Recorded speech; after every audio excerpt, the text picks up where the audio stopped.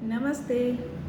आज की कहानी है कि कभी भी अपनी माँ को कभी भी उनके दिखावे पे या उनके बूढ़े होने पर उनको तुच्छ ना समझे।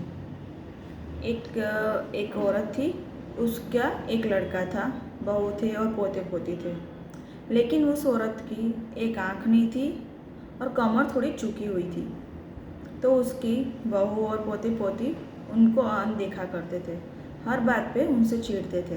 बेटा कुछ नहीं बोलता था, बस शर्मिंदा हो जाता था।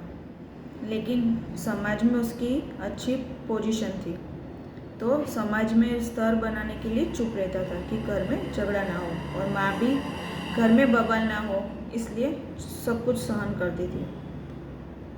अब एक बार पोते के कुछ दोस्त आने वाले थे, तो उन्होंने बोला, दादी आप अभी ऊपर के कमरे में चले जाइए, मेरे दोस्त आने वाले।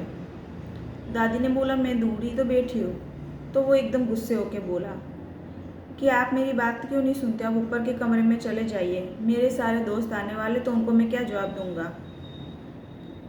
फिर ये बात जब उसने अपनी माँ को बताई, तो माँ भी अपने बेटे का साथ देते हुए बोला कि माँ जी आप ऊपर चले जाइए।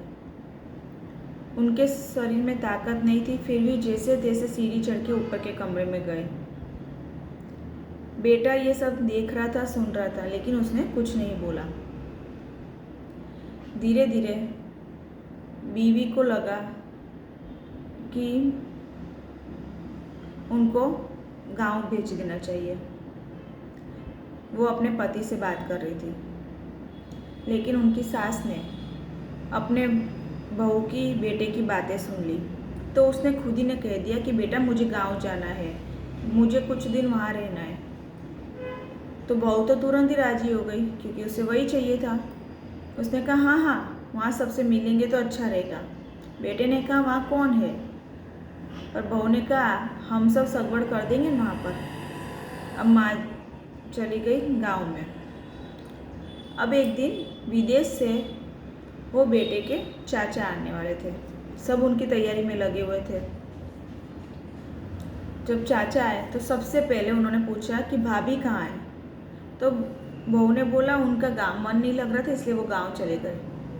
तो उन चाचा ने कहा कि पहले हम गांव चलेंगे। सब लोग मिलकर गांव गए।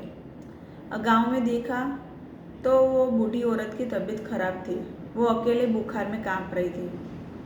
तो उनका देवर उनके पास पहुंचा, बोला कि भाभी आपकी ये हालत कैसी हो गई है। वो अपने भतीजे को डांटने लगा कि ये सब तुम्हारी गलती है, तुम जो अपनी माँ को कुरूप समझ रहे हो, वो सब तुम्हारी वजह से ही किया था। ये माँ ने बचपन में तुम्हारी एक आँख चली गई थी, और तुम्हें आंखें देने के लिए उन्होंने अपनी एक आँख दे दी। अगर वो आंखें नहीं देती तो उनका ये रूप कुरूप नहीं होता। बेटे को अपने आप पर पछतावा होने लगा, और वो बार बार बातों में माफ़ी मांगने लगा। और बहू के पास तो कुछ शब्द ही नहीं थे माफ़ी मांगने के, वो अपने आप पर बहुत ही शर्मिंदा थी।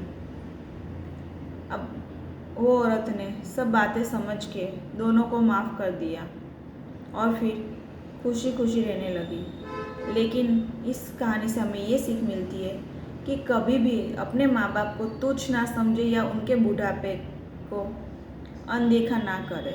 जब बुढ़ापे में उनको हमारी ज़रूरत होती है, तो उनके साथ रहिए और उनके साथ अच्छा व्यवहार कीजिए। नमस्ते।